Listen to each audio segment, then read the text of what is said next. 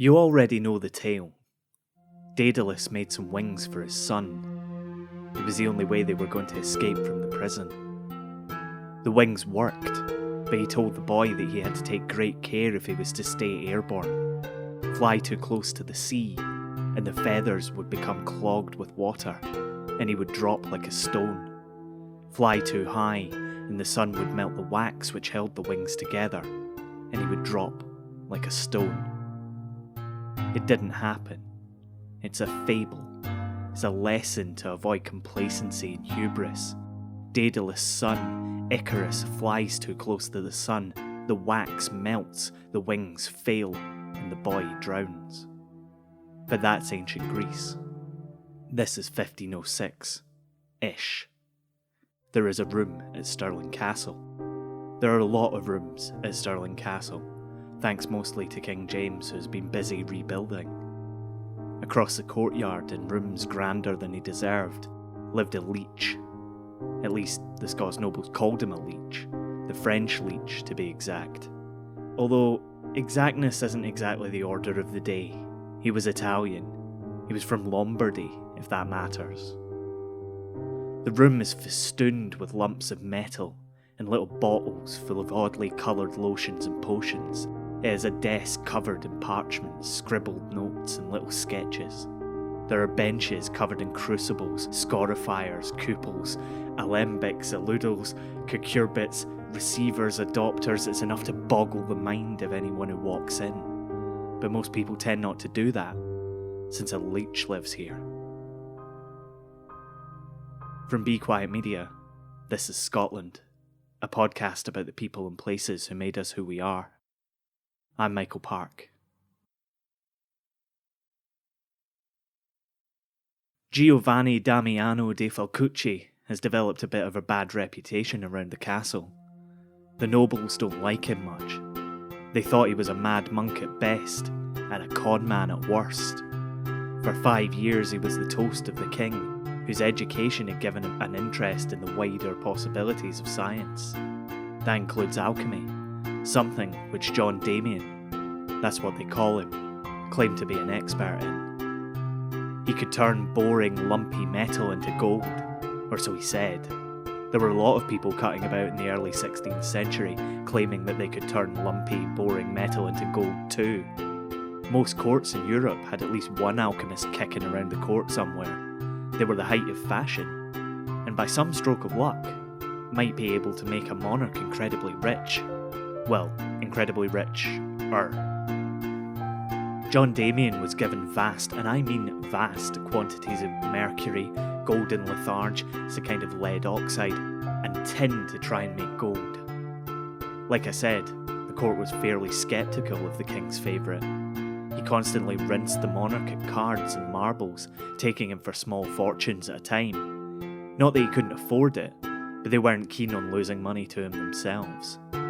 No one seemed keen that the king should be paying an alchemist, so King James, a bit of a schemer himself, made old Giovanni abbot of Tungland and Dumfries and Galloway. The abbey had pretty much gone to the dogs, and it allowed him to take an honest living from the court while pursuing his wild ideas. He never went near the abbey. There wasn't much point. The abbot of Tungland, Giovanni, the leech, Maester John, was trying to create the quinta essentia, the fifth element. They knew about fire, water, earth and air, but combining them would allow the mastery of the natural world. It wasn't all about just turning mercury into gold. Sometimes it was completely insane. He was pretty terrible at all of it, to be honest. Well, we know now that it's impossible, but at the time he was probably starting to worry for his job. And that's when he changed tack. That's when hubris took over. That's when he decided he could fly. He would fly to France like a bird. He'd seen them do it, it was easy. On a warm September afternoon in 1507, John Damien stands on the battlements of Stirling Castle. The wind thwips around the cloaks of the nobles who have gathered to watch him fail. The king is there too. He believes in his favourite.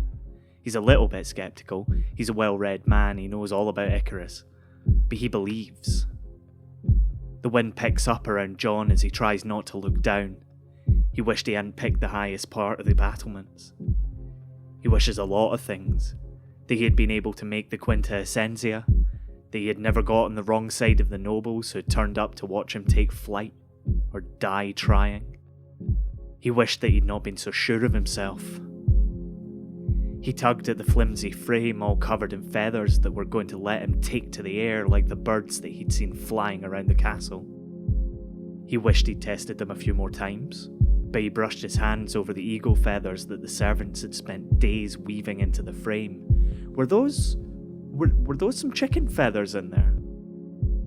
It didn't matter. He spread his wings and stepped out into the air, feeling the wind pick up underneath them. Could it be? Lying in a heap in a rubbish tip under the battlements of Stirling Castle, his flight was over before it had begun. The agony from the fractured bone in his thigh was blinding, but he knew enough to know where the plan had gone wrong. Those were chicken feathers in there. Chickens can't fly. Their feathers were useless.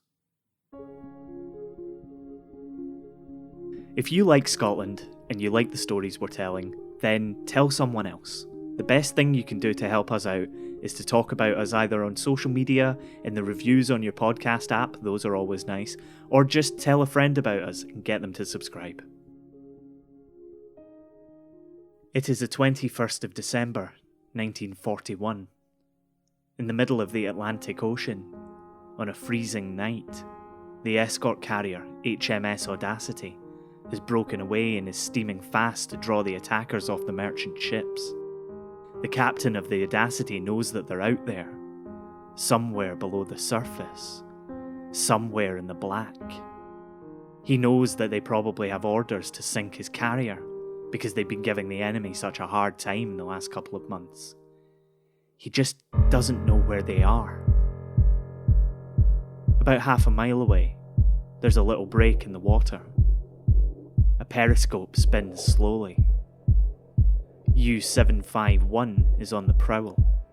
Her captain knows that the Audacity is out there, somewhere. He just doesn't know where.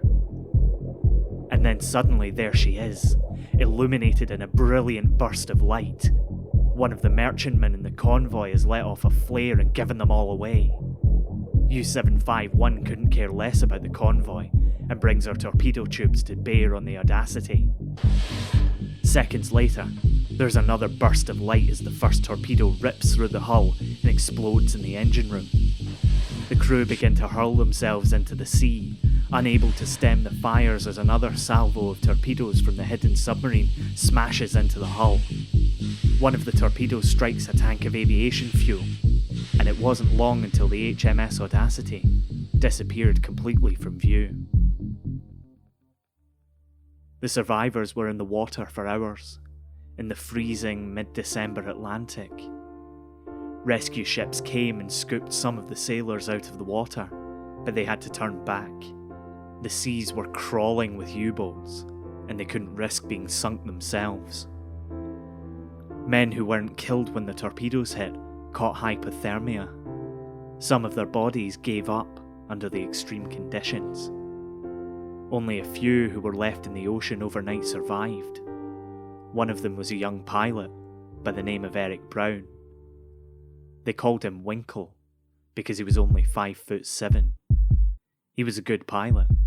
He was a great pilot, and he'd spent time flying planes in Nazi Germany, thanks to a family connection to General Oberst Ernst Udet.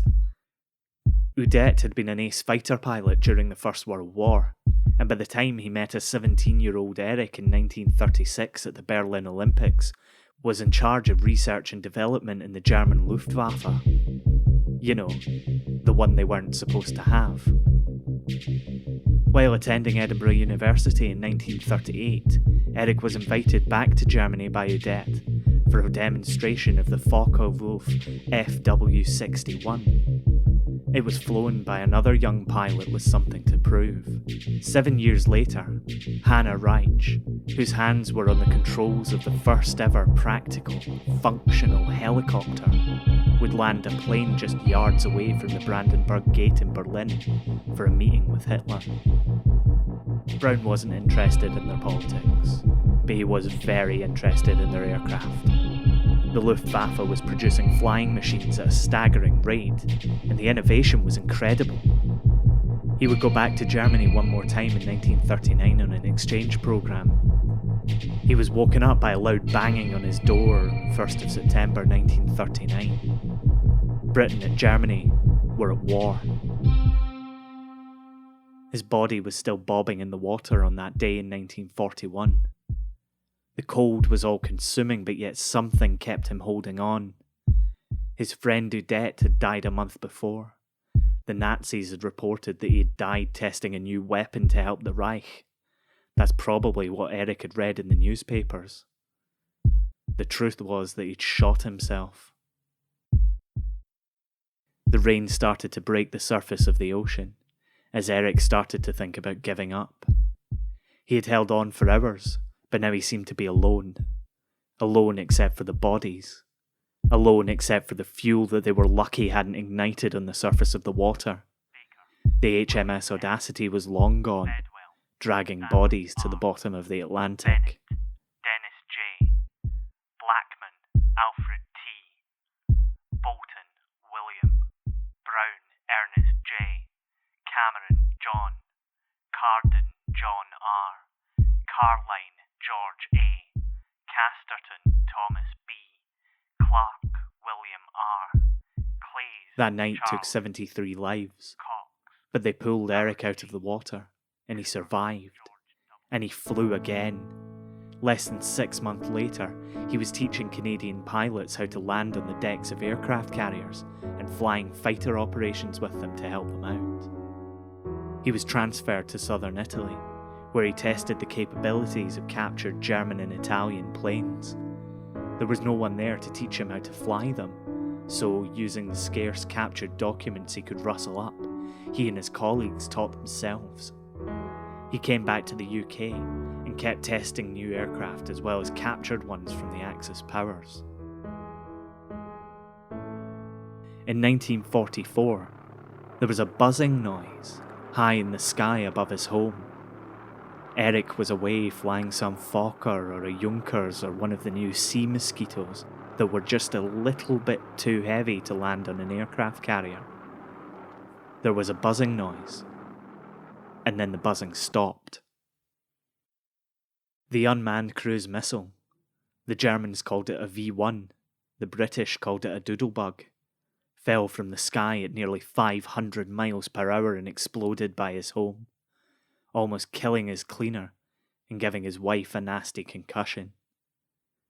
Eric threw himself into understanding the enemy's jet propulsion program. They would take Spitfires and dive bomb them at high speeds to try and replicate the effect of the doodlebug. And this led him to testing Britain's first jet fighters and being awarded an MBE by the King for basically being a daredevil. Eric's experience with helicopters, or lack thereof, saw him get the chance to fly one of the first ones ever used by the United States Air Force, the disappointingly named Hoverfly. He turned up for his lesson from the Americans, who handed him a booklet on how to get the Hoverfly into the air, and left him to it with a, "I don't know, buddy." And then Eric's life got really interesting. All that time he'd spent flying captured planes made him the perfect man to take command of Operation Enemy Flight. The war was coming to an end, and they had to make sure to capture as much Luftwaffe technology as they could before the Soviets got their hands on it. Or worse, some GI with a Zippo accidentally burned an airfield to the ground. The Allies' first target was an Arado AR-234, the first ever operational jet-fueled bomber. Eric and his team knew that they were based at an airbase in Denmark, and so they set off, confident that they would arrive at the airbase a few hours after it had been liberated by ground forces. They landed at the airbase, and they found that there had been a hold-up. Not only had the ground forces not cleared the base, the entire Luftwaffe force of 2,000 was still there. Eric and his colleagues could have been shot on sight, but the commander of the base was smart enough to know what was happening, and that the position would be overrun soon enough. He surrendered to the inadvertent liberators, but not before he destroyed the documents they'd need to understand how the jet engines were built. And those are just some of the things that this incredible man achieved in the war.